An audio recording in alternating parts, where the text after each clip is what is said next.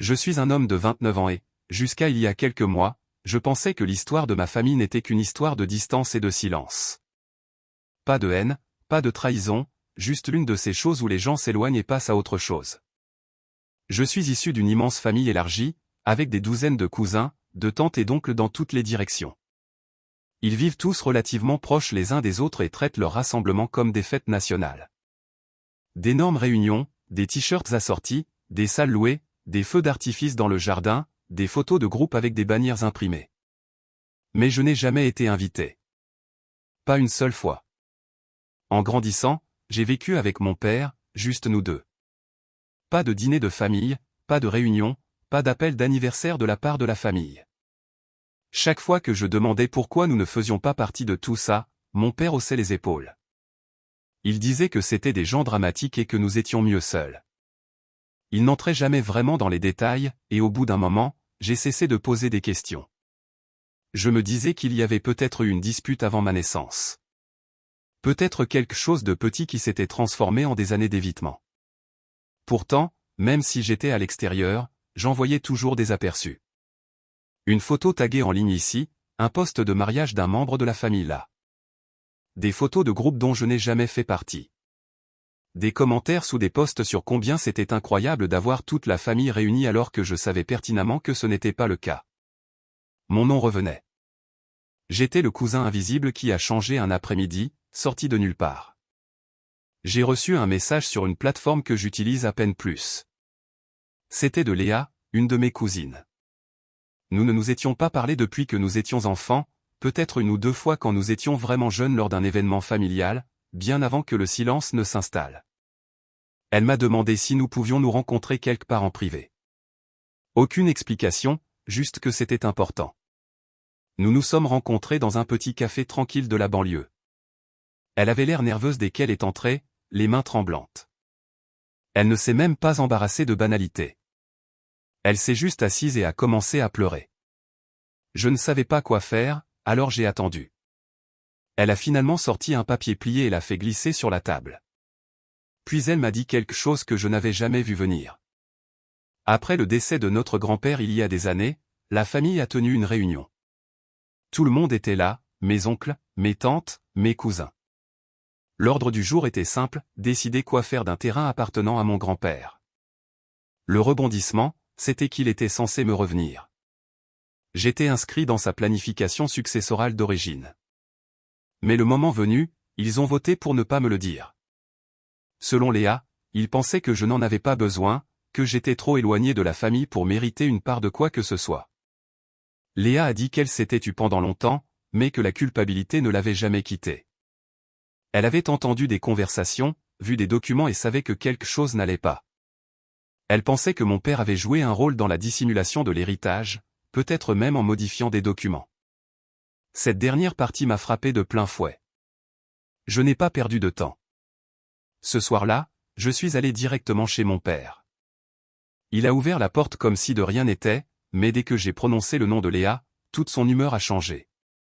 Il m'a dit qu'elle était confuse, qu'elle avait toujours eu le goût du drame. Il a tout nié mais a refusé de parler de détails. Je lui ai demandé directement s'il avait modifié des documents. Il m'a dit que je devrais être reconnaissant pour la vie qu'il m'avait donnée et arrêter de fouiller dans des choses qui ne m'étaient pas destinées. Je suis parti sans dire un mot de plus. Quand je suis rentré chez moi, il y avait une enveloppe sur ma porte, sans nom, juste scotchée là.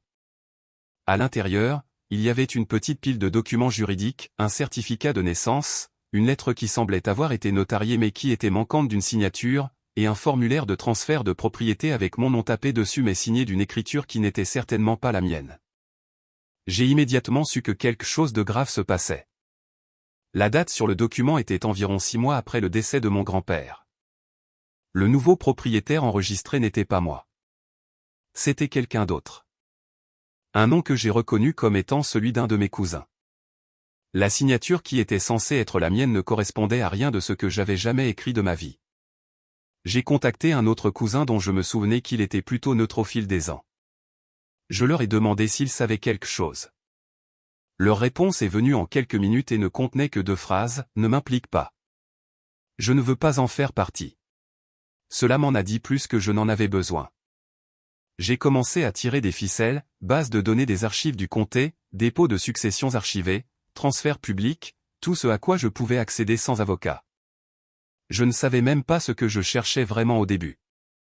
Je savais juste que cette terre n'était pas à mon nom, et que quelqu'un avait travaillé très dur pour s'assurer qu'elle le reste.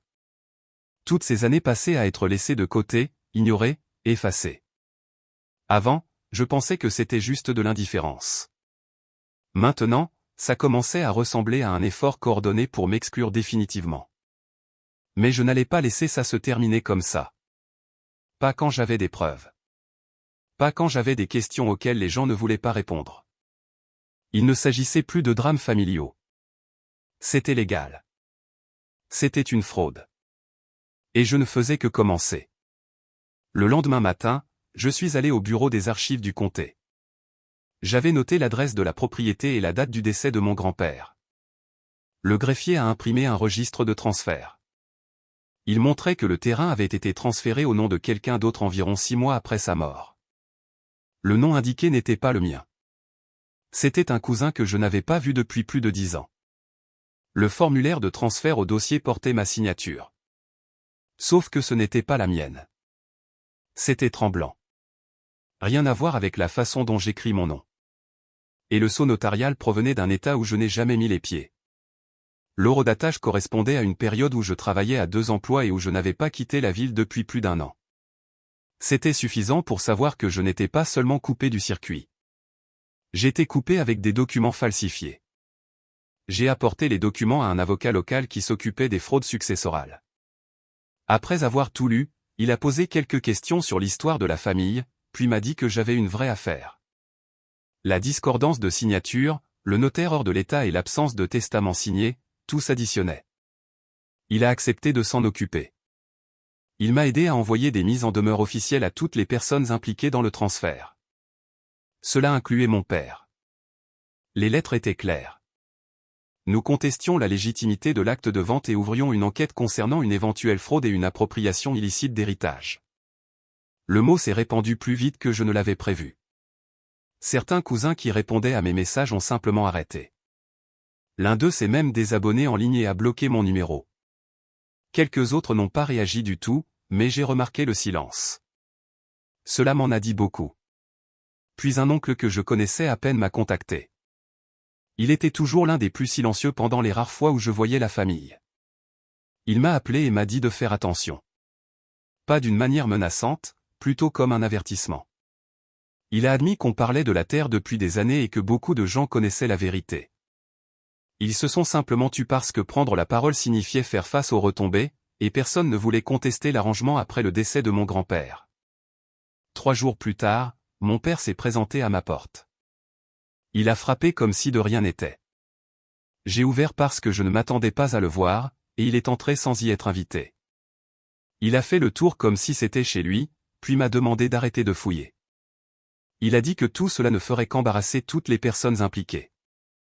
Je n'ai pas dit grand-chose, je l'ai juste laissé parler. Finalement, il a admis que la terre était censée me revenir, mais il a ajouté que je ne l'aurais pas appréciée à l'époque, que je n'aurais pas su quoi en faire, et qu'elle était mieux entre les mains de quelqu'un d'autre. C'est là que je lui ai dit qu'il n'était plus le bienvenu dans ma vie. Je n'ai pas crié. Je ne me suis pas disputé. Je lui ai juste dit que je savais ce qu'il avait fait et que j'en avais fini. Après son départ, j'ai bloqué son numéro, son email, et j'ai clairement fait savoir que nous ne nous reparlerions plus jamais. Plus d'explications, plus de chance. Cette ligne avait été franchie. Léa, qui s'était tue depuis notre première rencontre, m'a contacté le lendemain par le biais d'un ami commun, car je n'avais aucune option de contact direct ouverte. Elle avait été expulsée du groupe de discussion familiale. Quelqu'un a posté qu'elle causait des drames et divisait la famille. Mais elle n'a pas reculé. Elle a proposé de m'aider à trouver quelqu'un qui était présent lorsque le testament a été rédigé. Ensemble, nous avons retrouvé un avocat à la retraite qui travaillait avec mon grand-père. Il a fallu quelques appels téléphoniques et une recherche en ligne, mais nous l'avons trouvé vivant dans une petite ville à 2 heures de route. Il a accepté de nous rencontrer. Lorsque nous nous sommes assis avec lui, il a immédiatement reconnu le nom de mon grand-père. Il a sorti un dossier d'une vieille armoire et nous a montré un projet manuscrit du testament. Il me désignait clairement comme héritier de cette parcelle de terrain spécifique. Il a dit qu'il se souvenait que mon grand-père avait dit qu'il voulait que le terrain me revienne quand j'aurais 21 ans. Mais il nous a également dit qu'il n'avait plus jamais été contacté après le premier projet. Pas de suivi, pas de mise à jour, rien. Après cette réunion, j'ai commencé à creuser ce que le terrain était devenu. Je ne l'avais pas visité depuis des années, mais je me souvenais que c'était vide, juste un grand terrain vert. Je suis passé en voiture et j'ai vu 3 petits logements locatifs dessus maintenant. J'ai fait quelques recherches supplémentaires et j'ai trouvé des annonces en ligne. Les logements étaient loués pour des séjours de courte durée, des critiques, des dates de réservation, même des listes d'entreprises sous le nom d'une entreprise familiale. J'ai continué. Dépôt d'entreprises publiques, dossiers fiscaux, tout ce que je pouvais trouver. Tout était au nom de ce cousin, le même que celui indiqué sur l'acte de vente.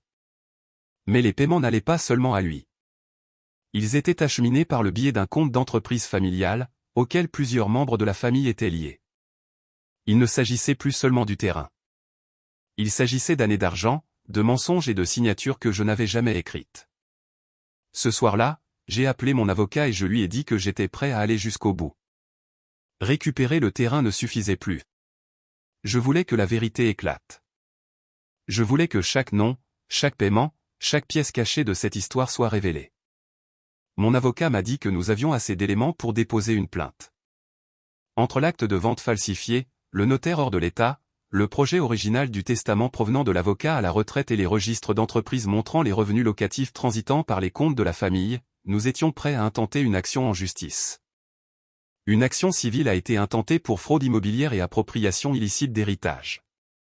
Il a préparé une mise en demeure formelle énumérant mon intention de récupérer le terrain et de demander une réparation financière à toutes les personnes impliquées dans le transfert, y compris l'entreprise familiale exploitée sur la propriété.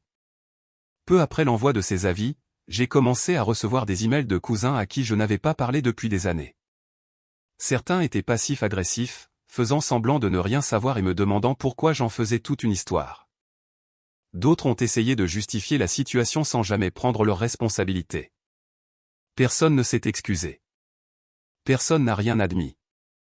Ils ont tous dansé autour des faits comme s'ils n'étaient que des spectateurs innocents d'un gâchis qu'ils ont contribué à créer. Léa m'a appelé un soir pour me prévenir. Elle avait entendu dire que quelques membres de la famille prévoyaient de vider un garage qui contenait de vieux documents de famille et des boîtes de papier successoraux. Elle ne savait pas exactement ce qu'il y avait à l'intérieur, mais elle en savait assez pour s'inquiéter. Mon avocat a demandé une injonction d'urgence. Le juge a examiné nos documents le lendemain matin et a accordé un gel temporaire de toute activité financière liée au terrain contesté et à l'entité commerciale qui y était attachée. Cela incluait toute tentative de transférer de l'argent, de modifier les structures de propriété ou de falsifier des documents. Au même moment, l'oncle qui m'avait prévenu plus tôt s'est manifesté. Il a accepté de signer une déclaration sous serment. Dans sa déclaration, il a confirmé que notre grand-père avait parlé de me donner ce terrain à plusieurs reprises et que plusieurs membres de la famille étaient au courant avant son décès. Il a inclus des dates, des conversations et a même mentionné où il pensait que des copies d'anciens documents pouvaient être stockées. Quelques jours plus tard, Léa m'a dit que la famille organisait une réunion privée. Je n'étais évidemment pas invité, mais elle s'est présentée et a réussi à tout enregistrer à l'aide de son téléphone. L'audio était clair. Dans l'enregistrement, j'ai entendu mes proches admettre qu'ils étaient au courant du terrain et qu'ils s'étaient tus. L'un d'eux a dit qu'il ne voulait pas s'opposer à mon père. Un autre a dit qu'il supposait que je ne le découvrirais jamais. Il y a même eu une partie où ils ont discuté de la façon dont le testament avait été pris en charge après le décès de mon grand-père. Sans aucune explication juridique, le nom de mon père est revenu plus d'une fois. D'après ce qui a été dit, c'est lui qui avait été le premier à évoquer la modification des documents, affirmant que je ne serais pas assez responsable pour gérer la propriété. Les autres avaient accepté, soit par loyauté, soit parce qu'ils ne voulaient pas perdre leur part des revenus locatifs. Léa a remis l'enregistrement complet à mon avocat, qui l'a immédiatement ajouté au dossier. Quelques jours plus tard, j'ai reçu un message d'un autre cousin, David. Nous n'étions pas proches en grandissant, mais il m'a toujours semblé honnête. Il m'a dit qu'il avait soupçonné quelque chose de louche concernant le terrain après les funérailles, mais personne dans la famille ne voulait lui en parler. Il a offert son aide comme il le pouvait. Je lui ai demandé d'écrire ce qu'il savait, y compris les conversations ou les paiements qu'il aurait pu voir, et il a accepté. À ce stade, le mot commençait à se répandre dans la ville. Rien d'officiel n'avait encore été rendu public, mais les petites villes ne restent pas silencieuses longtemps. Les gens ont commencé à poser des questions. Quelques voisins ont mentionné avoir vu mon histoire apparaître dans des conversations. Un entrepreneur local avec qui je travaillais auparavant m'a dit qu'un de mes oncles avait agi de manière paranoïaque dans un magasin de fournitures, parlant d'avocats qui les poursuivaient. La famille s'était forgée au fil des ans une réputation de gens unis et honnêtes. Cette image se fissurait. Même mon patron l'a découvert. Il m'a pris à part un après-midi et m'a dit qu'il admirait la façon dont je gérais tout. Il a dit qu'il fallait du cran pour s'attaquer à quelque chose d'aussi personnel. Je n'ai pas dit grand-chose, je l'ai juste remercié et je suis retourné au travail. Pendant ce temps, mon équipe juridique a commencé à assembler la première série de preuves. Ils ont créé un fichier de présentation avec des copies numérisées de l'acte de vente falsifié, la preuve que le cachet notarial provenait d'un État où je n'étais jamais allé, les déclarations fiscales liées au terrain, les relevés bancaires de l'entreprise familiale et maintenant la transcription complète de la réunion de famille que Léa avait enregistrée. Le fichier était épais, il était solide. Notre date d'audience était encore dans quelques semaines, mais la pression montait. Les membres de la famille qui agissaient autrefois comme si je n'existais pas essayaient soudainement de se protéger. D'autres faisaient encore semblant que tout cela n'avait pas d'importance, mais les faits étaient là maintenant. Les signatures, l'argent, la trahison. Pour la première fois, ce n'était plus seulement une histoire à huis clos. C'était une affaire juridique, et tout était consigné. La salle d'audience était bondée le matin de la première audience. Mon avocat est entré en portant un épais classeur rempli de preuves, des copies numérisées de l'acte de vente falsifié, des registres du notaire hors de l'État, des déclarations fiscales montrant des revenus locatifs non déclarés, et l'enregistrement audio que Léa avait pris pendant la réunion de famille secrète. Lorsque le juge a demandé la présentation d'ouverture, tout a été exposé clairement. La signature sur l'acte de vente ne correspondait pas à mon écriture, et le cachet notarial appartenait à quelqu'un opérant à travers le pays. Les documents financiers étaient directement liés à une entreprise gérée par mes cousins, qui tirait profit du terrain depuis le transfert. Le juge a écouté, a feuilleté le classeur et a hoché la tête.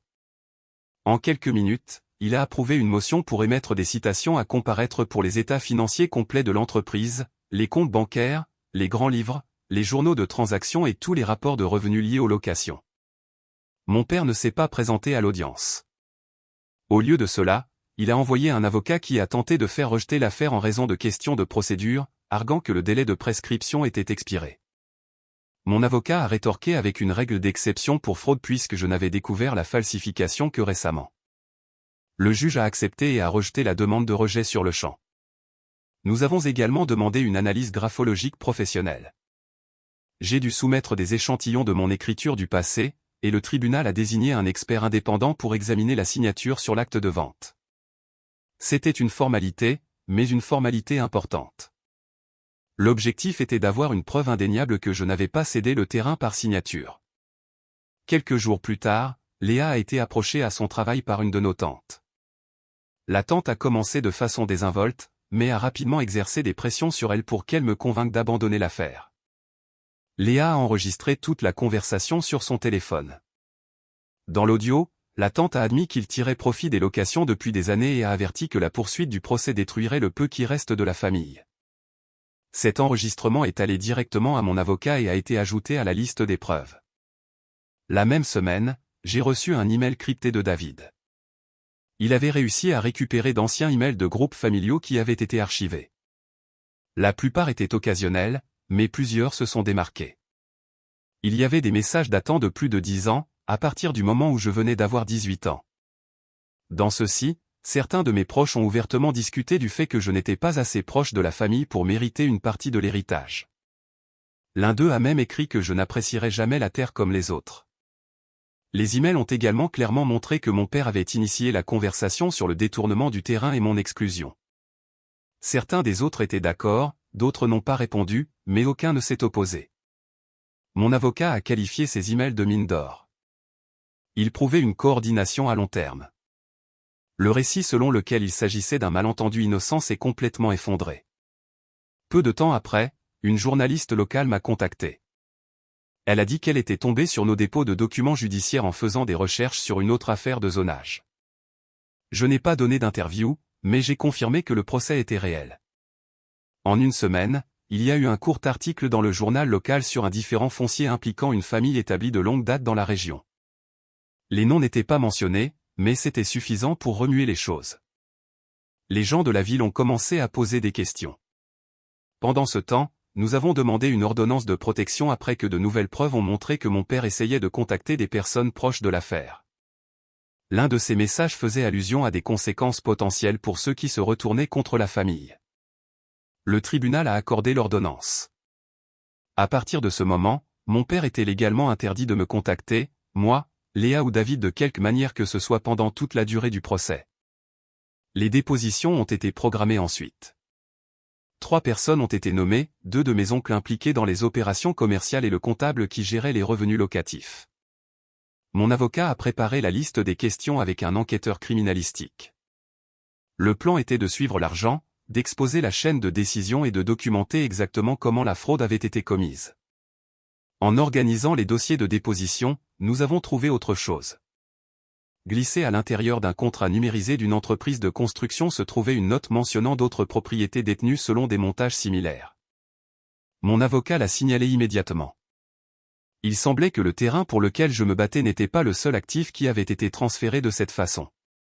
Il y avait plus de noms, plus de documents et peut-être plus de victimes. Ce soir-là, je me suis assis avec Léa et David et je leur ai montré ce que nous avions découvert. David a mentionné un cousin éloigné qui s'était plaint une fois d'avoir été exclu d'un autre héritage il y a des années. À l'époque, personne n'avait écouté.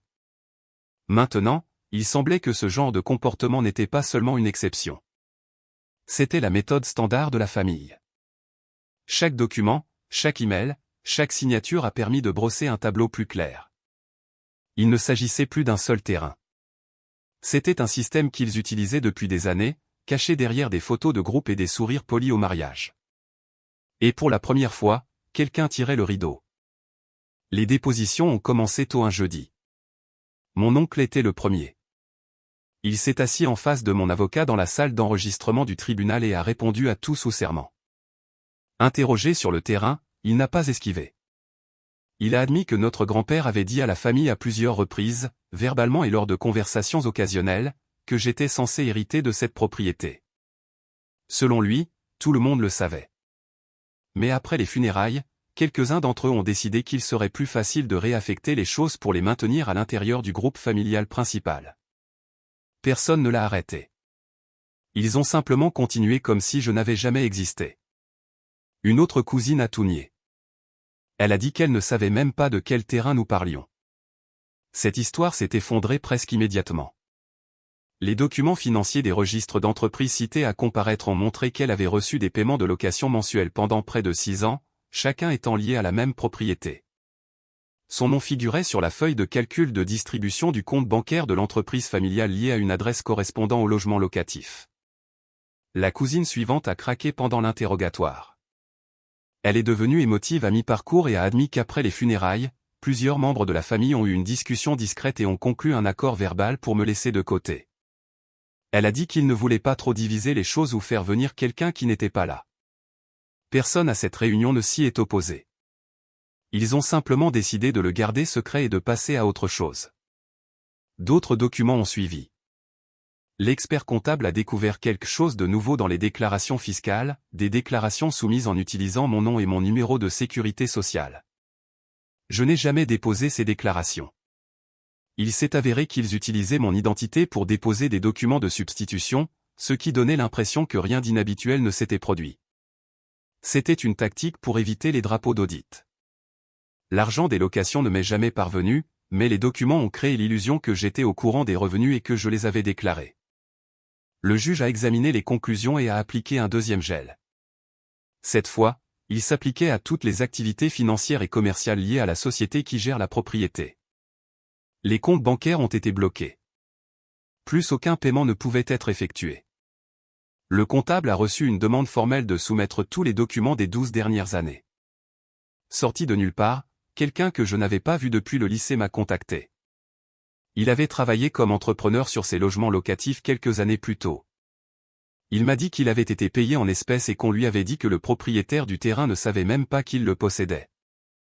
Cela n'avait pas de sens à l'époque, mais après avoir entendu parler du procès, il a compris ce que cela signifiait. Il a offert de témoigner. Mon avocat a fait notarier sa déclaration et l'a ajoutée à la liste des témoins. La même semaine, un email anonyme est arrivé dans la boîte de réception de mon avocat. L'expéditeur prétendait être quelqu'un qui travaillait auparavant pour l'entreprise familiale. Des dizaines de registres internes numérisés, des grands livres de comptabilité, des résumés de versements et des notes de réunion étaient joints au message. Les documents ont confirmé tout ce que nous soupçonnions, des distributions constantes d'espèces à une douzaine de membres de la famille et des entrées dans les livres qui avaient été modifiés manuellement pour effacer toute référence à moi. Un fichier montrait que le grand livre original contenait mon nom sous le nom de bénéficiaire du terrain. Dans les versions ultérieures, il avait été remplacé par une ligne vierge. Nous avons soumis l'ensemble du lot au tribunal. Le juge a répondu en ordonnant un audit criminalistique sur 10 ans de l'entreprise, ce qui est la période légale standard pour de tels examens financiers. Chaque transaction, chaque versement, chaque propriété qui y était liée serait examinée. Une équipe d'enquête distincte a été affectée pour travailler aux côtés des auditeurs afin de suivre les revenus manquants ou non déclarés. Pour soutenir les aspects émotionnels et psychologiques de l'affaire, mon avocat a contacté mon ancienne thérapeute. Je l'avais consultée pendant une période difficile il y a des années, bien avant que ce procès ne commence. Elle a accepté de fournir une déclaration sous serment formel détaillant le stress à long terme et les retombées émotionnelles causées par le traitement de la famille, en se basant sur ce que j'avais partagé lors de nos séances à l'époque. Sa déclaration a aidé à établir un schéma plus profond de préjudice au-delà de la simple perte financière.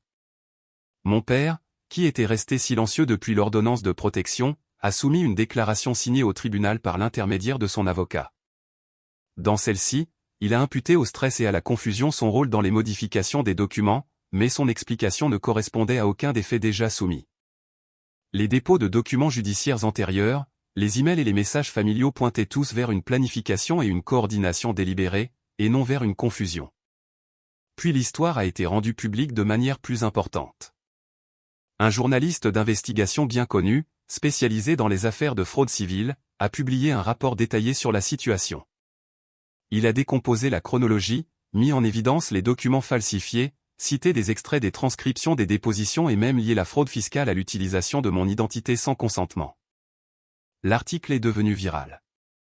Il a déclenché des conversations en ligne sur le vol d'héritage, la manipulation des personnes âgées et ce dont les familles sont capables lorsque personne ne regarde.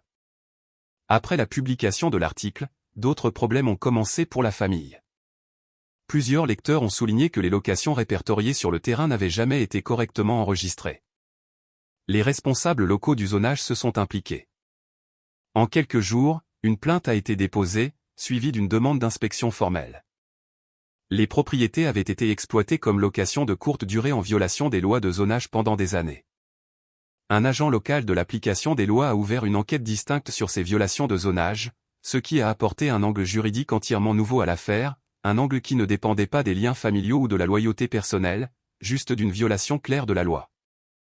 Ce qui avait commencé comme une bataille tranquille pour un terrain s'était maintenant transformé en un réseau de fraude, de problèmes fiscaux et d'opérations illégales. Et il y en avait encore plus à venir. Le conseil de zonage a déposé une plainte officielle dans la semaine suivant son inspection. Le rapport énumérait de multiples violations, location de courte durée sans permis, revenus non enregistrés et utilisation inappropriée de terrains résidentiels à des fins commerciales. Ils ont signalé l'entreprise familiale exploitant les unités pour non-conformité réglementaire et ont transmis les conclusions à la division des impôts municipaux de la ville. Mon avocat a utilisé le rapport du conseil pour étendre notre action civile. En plus de la fraude immobilière et du vol d'héritage, nous avons ajouté l'évasion fiscale municipale et les violations de zonage.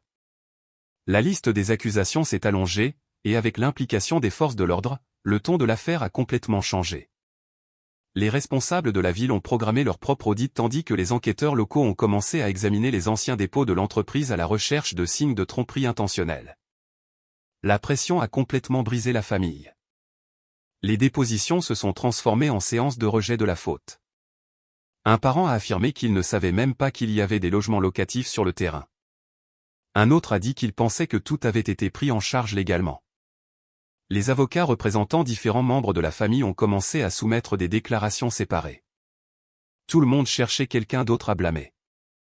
Un oncle a pris contact par l'intermédiaire de son avocat et a fait une offre privée. Il a dit qu'il rendrait le terrain si j'abandonnais toutes les charges contre lui. Il voulait une exonération de responsabilité. Mon avocat et moi avons refusé. Il ne s'agissait plus seulement de moi. Il s'agissait d'années de fraude coordonnée et de profits cachés. La signature d'un accord avec une seule personne ne réparerait pas ce que les autres avaient fait. Puis, quelque chose d'inattendu s'est produit. Léa a reçu la visite d'un des rares parents qui n'avait pas pris parti, un aîné de la famille reclus qui vivait à des heures de distance et n'avait pas assisté à un rassemblement depuis des années. Elle a remis une enveloppe scellée qui, selon elle, avait été conservée dans une boîte de vieux papiers de famille. À l'intérieur se trouvait un testament manuscrit. L'encre avait légèrement pâli, mais la date et la signature étaient intactes. Le document me désignait clairement comme le seul bénéficiaire du terrain, devant m'être transféré à mon 21e anniversaire. Il n'y avait aucune condition, aucune mention de propriété partagée, aucun libellé concernant les fiduciaires ou les entités commerciales, juste mon nom et le titre du terrain. Nous l'avons soumis à une analyse d'expert. L'expert en écriture a examiné les deux versions, la copie manuscrite originale et la version modifiée, déposée publiquement. Le rapport de l'expert a confirmé ce que nous soupçonnions. Quelqu'un avait ajouté de nouvelles lignes et modifié d'autres dans la version déposée après la mort de mon grand-père. L'encre et l'écriture étaient incohérentes, et les modifications correspondaient à des échantillons de l'écriture de mon père. Avec cette confirmation, mon père a été officiellement ajouté en tant que défendeur direct dans l'affaire de fraude.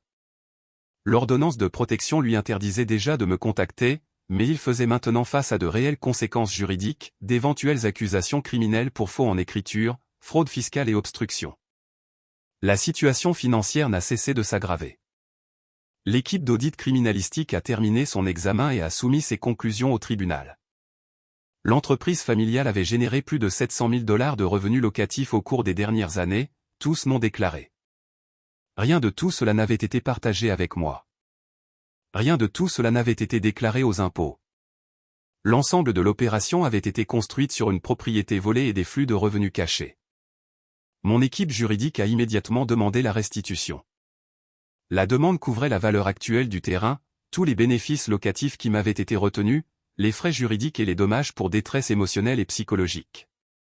La demande était étayée par des relevés bancaires, des documents fiscaux, des dépositions et des rapports d'experts. Les preuves n'étaient pas seulement solides, elles étaient accablantes. Alors que l'affaire devenait plus sérieuse, la famille s'est divisée. Certains voulaient négocier un règlement et éviter complètement le tribunal. D'autres ont doublé la mise, m'accusant de détruire la famille pour de l'argent. Les anciens chats de groupe ont été archivés, les numéros de téléphone ont été bloqués, des camps ont été pris et des lignes ont été tracées. Puis, une lettre est arrivée au courrier de mon immeuble sans adresse de retour. À l'intérieur se trouvait une vague note manuscrite contenant une menace voilée, abandonne l'affaire ou assume les conséquences.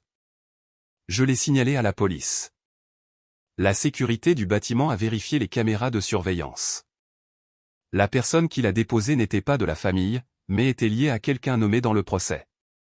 Des accusations ont été portées pour harcèlement, et un juge a ajouté de nouvelles restrictions empêchant cette personne de s'approcher de moi ou de mon appartement à nouveau. Le juge qui supervisait notre affaire a rendu une décision préliminaire quelques jours plus tard.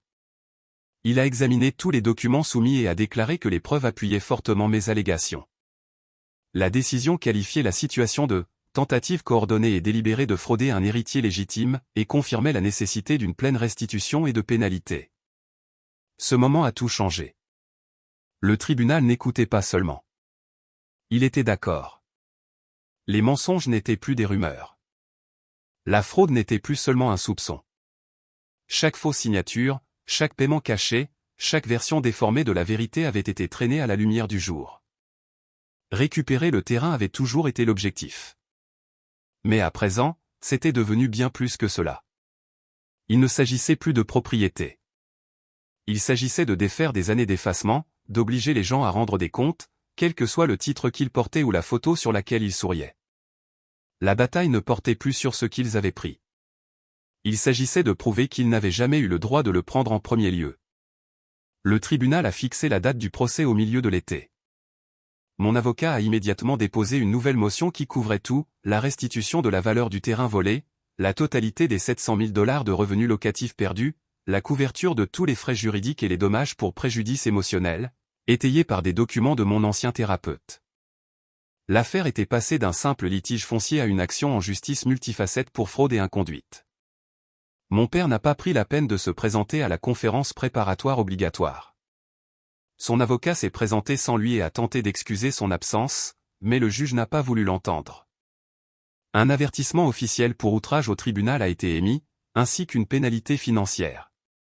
Ce n'était pas assez important pour faire les manchettes, mais cela a envoyé un message clair. Le tribunal en avait assez de tolérer les jeux. L'expert comptable a témoigné sous serment. Il a fait parcourir au tribunal les relevés bancaires et les grands livres numériques ligne par ligne. Son rapport a confirmé que plus de 700 000 $ avaient été gagnés grâce au terrain par le biais de locations de courte durée et d'autres opérations secondaires. Pas un seul dollar n'avait été déclaré. Rien de tout cela n'était à mon nom, et aucun paiement ne m'avait jamais été versé. Même si j'étais l'héritier légal, selon les testaments originaux et révisés, plusieurs proches, sous pression, ont affirmé qu'ils ne savaient pas d'où venait l'argent. Quelques-uns ont dit que les registres étaient incomplets ou perdus. C'est alors que mon avocat a sorti une clé USB et l'a remise au juge. C'était la sauvegarde numérique du dénonciateur anonyme qui avait travaillé au sein de l'entreprise familiale. La clé contenait des reçus, des grands livres et des feuilles de calcul originales qui correspondaient aux journaux de versement aux membres individuels de la famille. Les noms étaient clairement indiqués. Les montants aussi. Les registres montraient également des lignes qui m'avaient autrefois nommées, plus tard remplacées par des entrées génériques, fonds de la maison, ou entretien. Le tribunal est passé aux violations de zonage. Un représentant du conseil de zonage de la ville a fait une présentation montrant que les structures locatives avaient été construites sans permis, utilisées à des fins commerciales sur des terrains résidentiels et exploitées sous plusieurs faux enregistrements d'entreprise. Les violations remontaient à près de 10 ans. Mon avocat a demandé que l'affaire de fraude civile et l'affaire de zonage soient fusionnées. Le juge a approuvé la motion, déclarant que le chevauchement entre le gain financier, le faux en écriture et l'utilisation illégale du terrain justifiait la combinaison des demandes. La décision a augmenté considérablement les dommages potentiels et a élargi la portée du témoignage pour inclure les violations du droit municipal en plus de la fraude civile. Sous la pression croissante, un de mes oncles a craqué. Il a remis une collection d'anciens messages textes d'un chat de groupe entre plusieurs proches. Les messages montraient une intention claire de cacher mon nom à tout ce qui concernait le terrain. Ils comprenaient des instructions, prétendument de mon père, sur la façon de traiter les contrats de location, les paiements et la déclaration fiscale pour éviter de déclencher des audits. Des captures d'écran ont été prises et déposées auprès du tribunal. Peu de temps après, un ancien comptable de l'entreprise familiale a contacté mon avocat. Il a demandé une immunité partielle en échange d'un témoignage. Le tribunal a approuvé l'accord, et il a fait une déclaration détaillée sur la façon dont mon nom avait été délibérément supprimé de tous les documents relatifs à l'héritage. Il a expliqué comment les flux de revenus étaient divisés et réétiquetés pour éviter les soupçons. Il a également confirmé que plusieurs personnes savaient ce qu'elles faisaient et l'ont fait intentionnellement sous la direction de mon père. Léa a reçu une lettre de cessation et d'abstention la même semaine. Elle l'accusait de diffamation et de harcèlement, affirmant que ses enregistrements et ses déclarations nuisaient à la réputation de la famille. Le tribunal l'a rejeté immédiatement. Le juge a qualifié cela d'acte de représailles claires et a averti l'équipe juridique de la famille d'éviter de gaspiller le temps du tribunal avec des allégations sans fondement. En fouillant dans une boîte de vieilles affaires en entreposage, j'ai trouvé quelque chose d'inattendu. Glissé dans un vieil album, il y avait une photo de moi enfant, peut-être 7 ou 8 ans. Sur la photo, j'étais debout dans le salon de mon grand-père, et il me remettait une enveloppe scellée, la même enveloppe qui s'est avérée plus tard contenir le testament original. Nous avons soumis la photo au tribunal. Cela a ajouté du poids à l'argument selon lequel mon grand-père avait toujours eu l'intention que je reçoive le terrain et que la famille le savait. Puis, il s'est passé quelque chose qui a encore plus aidé notre affaire. David, qui m'avait soutenu dès le début, m'a dit qu'un parent éloigné avait pris contact, lui offrant de l'argent pour cesser de coopérer. On lui a offert plusieurs milliers pour se retirer discrètement de l'affaire. David a refusé et a immédiatement informé mon équipe juridique. Cette tentative de corruption a été documentée et ajoutée au dossier, renforçant nos allégations de subornation de témoins. Le moment final est survenu au cours de la 3e semaine des procédures. Le juge a officiellement décelé le testament manuscrit original, celui qui nous avait été donné par l'aîné de la famille, et l'a inscrit comme preuve. Il l'a déclaré valide, faisant correspondre l'écriture, la date et le contenu avec d'autres documents familiaux. Le tribunal m'a formellement reconnu comme l'héritier légal du terrain et des opérations commerciales qui y ont été illégalement construites. Après des années de silence, des années de manipulation et une affaire qui n'a cessé de croître de semaine en semaine, le dossier juridique reflétait maintenant la vérité. Le terrain était à moi, officiellement, légalement et indéniablement. La décision du juge est arrivée en entier, avec le testament original confirmé et inscrit comme preuve. Le tribunal m'a officiellement accordé la pleine propriété légale du terrain, chaque structure, chaque centimètre carré de sol, chaque dollar généré par celui-ci. À moi. L'entreprise familiale exploitée illégalement sur celui-ci a reçu 30 jours pour quitter les lieux. Dans les heures qui ont suivi l'ordonnance, la propriété s'est transformée en une frénésie. Les membres de la famille ont commencé à arriver dans des camions et des fourgonnettes, essayant de retirer tout ce qu'ils pouvaient, du matériel de pelouse, des meubles, des appareils électroménagers, même des boîtes de documents. Mon avocat l'avait prévu et avait pris des dispositions pour qu'un agent de transition nommé par le tribunal soit posté sur place. L'agent a documenté chaque retrait et a empêché plusieurs personnes de prendre des articles non répertoriés comme biens personnels. Tout ce qui était lié aux locations ou à l'entreprise devait rester. Lors de la dernière comparution devant le tribunal, mon père s'est présenté en personne. C'était sa première fois devant le juge depuis l'émission de l'ordonnance de protection. Il a demandé une chance de parler et a commencé à essayer de justifier ses actions comme étant une protection et une gestion familiale. Le juge l'a interrompu avant qu'il ne puisse terminer. Il a cité le modèle de faux en écriture, de détournement financier non autorisé et de tromperie intentionnelle. Le tribunal a statué que mon père avait agi en toute connaissance de cause et avec un gain financier personnel. Il a été tenu personnellement responsable du faux en écriture et a reçu l'ordre de payer des dommages punitifs sur ses propres comptes. Le jugement n'a pas permis que ces dommages soient payés en utilisant des fonds familiaux ou de l'argent commercial partagé. Son avocat a tenté de protester, mais le juge a été clair, il s'agissait d'une fraude, pas d'une erreur de communication. Je n'ai plus jamais revu mon père après cette audience. L'ordonnance de protection est restée en vigueur, et je n'avais aucune raison de prendre contact. Ce chapitre s'est complètement clos. L'entreprise qui avait géré les locations a été officiellement dissoute par l'État. 2 semaines plus tard, son enregistrement a été retiré, et les comptes bancaires répertoriés ont été gelés en attendant une enquête plus approfondie sur des irrégularités financières plus vastes. Le tribunal a statué de conserver tous les documents de l'entreprise pour un suivi par les enquêteurs de l'État en matière de fraude. Le tribunal m'a accordé une somme importante en arriérés de loyer, environ 400 000 $, basée sur les données de revenus recueillies lors de l'audit et ajustées pour les allocations légales. Des dommages supplémentaires pour détresse émotionnelle, frais juridiques et utilisation frauduleuse de mon identité ont été programmés pour un examen distinct de la sentence.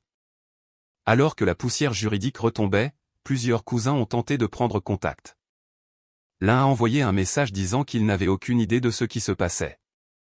Un autre a dit qu'il était désolé, mais qu'il se sentait sous la pression des autres. Un troisième a tout rejeté sur mon père, essayant de se distancer maintenant que la vérité était connue. J'ai ignoré chaque message. J'avais déjà pris la décision de couper les ponts avec quiconque y avait joué un rôle ou était resté silencieux pendant que cela se produisait. Seuls Léa et David sont restés dans ma vie, les 2 personnes qui ont dit la vérité quand cela comptait. Je me suis assis avec mon avocat et j'ai mis à jour mes documents successoraux. J'ai ajouté Léa en tant qu'intendant partiel du terrain, garantissant que si jamais il m'arrivait quoi que ce soit, elle superviserait l'utilisation de la propriété conformément aux valeurs originales que mon grand-père avait prévues. Dans les mois qui ont suivi la décision, j'ai pris contact avec un groupe juridique à but non lucratif qui travaille avec de jeunes adultes qui ont été manipulés ou exclus de leurs droits légaux par des membres de leur famille. Avec leur aide, nous avons élaboré un plan pour convertir une partie du terrain en un centre communautaire pour le mentorat des jeunes et l'éducation juridique. L'objectif était d'utiliser l'espace pour quelque chose de bien, transformer un héritage volé en une plateforme pour la justice. Après que les documents judiciaires sont devenus publics, les médias ont repris l'histoire. D'abord, les journaux locaux, puis les nouvelles régionales. J'ai commencé à recevoir des appels de journalistes me demandant des entrevues. Je les ai tous refusés. Je ne voulais pas que l'histoire devienne un titre ou un spectacle. Je voulais juste une clôture. Une petite maison d'édition a contacté mon avocat pour transformer l'affaire en livre. J'ai refusé l'offre, du moins pour l'instant. Il y avait encore des choses à traiter, et je n'étais pas prêt à transformer le passé en profit. Au lieu de cela, je me suis concentré sur la protection de l'avenir. J'ai mis en place une fiducie juridique pour la propriété, verrouillée contre les litiges successoraux ou l'exploitation future. Le terrain ne serait jamais transféré sans un examen complet et une supervision juridique. Plus de réunions tranquilles, plus de votes silencieux, plus de cachettes derrière le mot « famille ». Une fois les ordonnances finales du tribunal exécutées, j'ai parcouru la propriété avec une équipe pour commencer la restauration. Les locataires illégaux étaient partis. Le terrain était de nouveau calme, envahi par la végétation à certains endroits, endommagé à d'autres. Mais c'était le mien, légalement. Et enfin, je me suis tenu seul au centre du terrain où tout avait commencé. Le même terrain qui m'avait autrefois été caché derrière des portes closes, enterré sous des documents et de fausses signatures. Maintenant, il n'y avait plus de secrets, plus de menaces, plus de prétentions, juste la vérité et un terrain qui ne serait plus jamais volé. Quelques semaines après la décision, une lettre est arrivée au bureau de mon avocat. Elle provenait d'un cabinet d'avocats représentant un groupe de membres de la famille.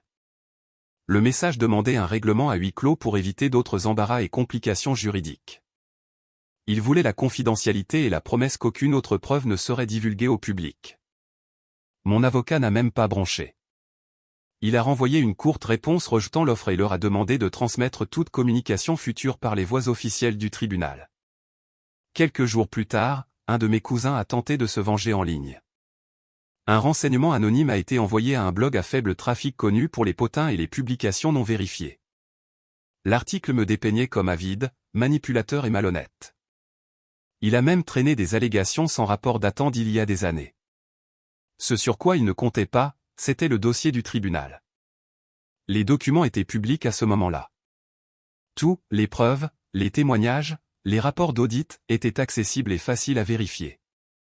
Le blog a discrètement retiré la publication dans les 48 heures après que plusieurs lecteurs l'ont dénoncé en utilisant les faits des dossiers de l'affaire. Pendant ce temps, les forces de l'ordre ont terminé leur enquête sur la lettre de menace anonyme que j'avais reçue au cours de la phase antérieure de l'affaire. Ils ont fait correspondre l'écriture et les images de surveillance, confirmant qu'elle avait été déposée par un cousin étroitement lié à l'opération de location. Des accusations ont été officiellement portées, harcèlement et obstruction. La police m'a contacté pour confirmer que l'affaire progressait.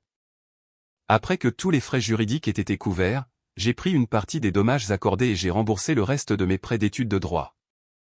Ensuite, j'ai fait 2 dons, un à un organisme à but non lucratif qui soutient les victimes de fraude financière et un autre à un organisme qui aide les jeunes confrontés à l'injustice juridique au sein de leur propre famille.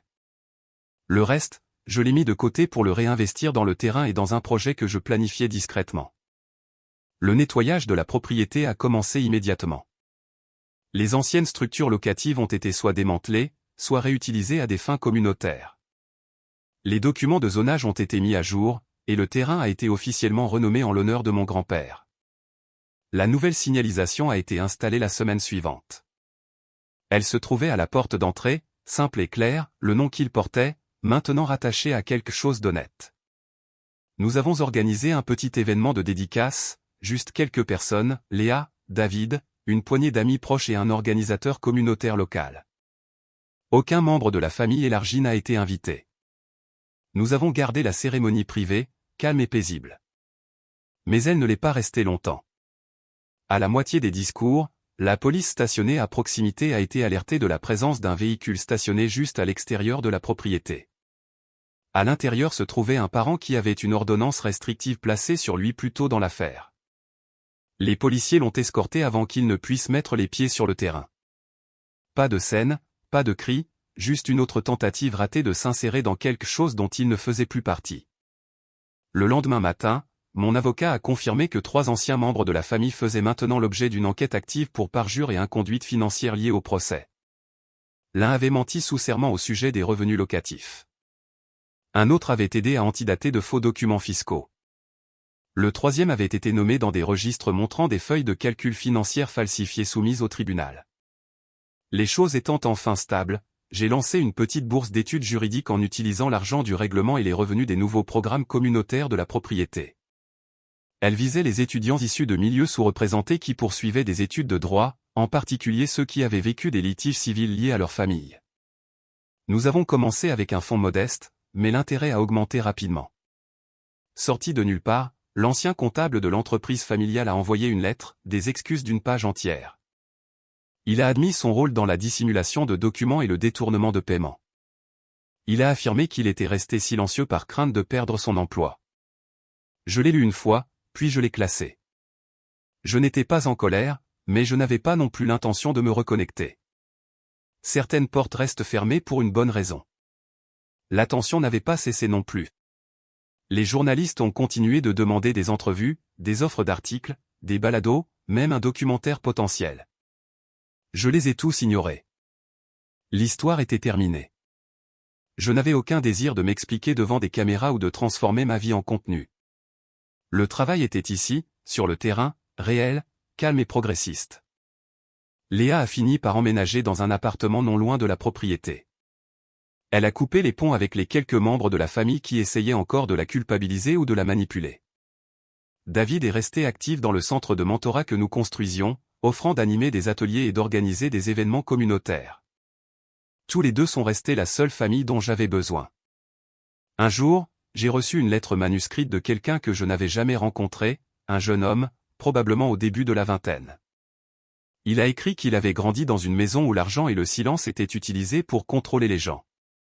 Il a dit que la lecture de mon affaire lui avait donné l'espoir que la vérité puisse gagner, même si cela prenait du temps. Il a terminé la lettre en me remerciant, non pas pour le procès, mais pour avoir prouvé qu'il était possible de reprendre sa place sans demander la permission à ceux qui vous ont poussé dehors. Cette lettre n'est pas allée dans un tiroir. Je l'ai gardée sur mon bureau. Ce soir-là, j'ai marché sur le terrain au coucher du soleil. La même étendue où j'avais autrefois été un étranger se sentait maintenant entière. Pas de mensonges, pas d'excuses forcées, pas d'ombre, juste un espace ouvert, de l'air frais et une vérité qui avait enfin un endroit où vivre.